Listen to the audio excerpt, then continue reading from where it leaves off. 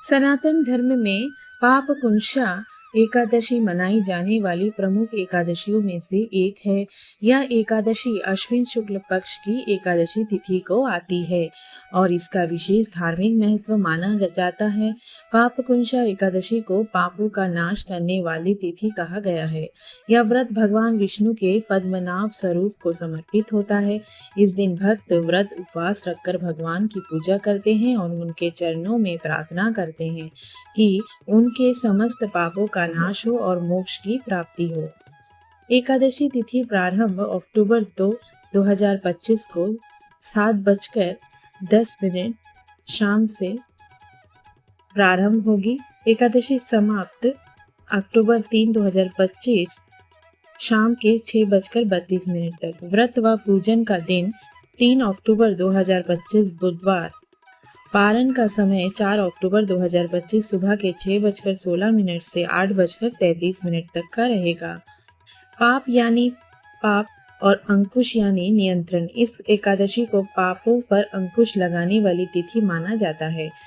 पद्म पुराण और भगवत पुराण के अनुसार इस दिन व्रत करने से मनुष्य के सभी अनजाने जाने पाप नष्ट हो जाते हैं और वह भगवान विष्णु की कृपा से मोक्ष की ओर अग्रसर होता है।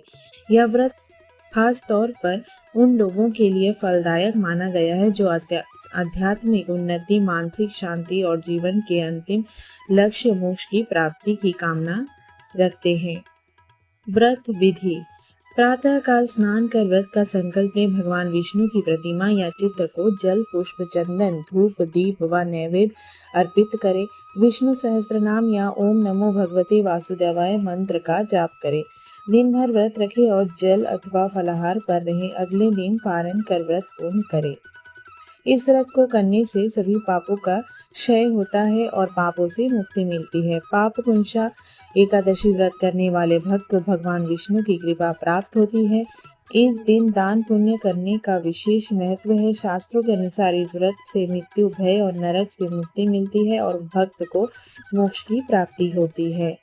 व्रत के नियम। इस दिन अनाज, चावल, उड़द, मसूर, चना और तामसिक भोजन का सेवन वर्जित है। ब्रह्मचर्य का पालन करें और क्रोध, झूठ व बुरे विचारों से दूर रहें। पाप कुंशा एकादशी व्रत 2025 का पालन करने से पापों का नाश होता है और जीवन में सुख, शांति और समृद्धि आती है। भगवान विष्णु की सच्चे मन से पूजा करने पर भक्त को लोक और परलोक दोनों में शुभ फल की प्राप्ति होती है। ओम नमो भगवते वासुदेवाय नमः।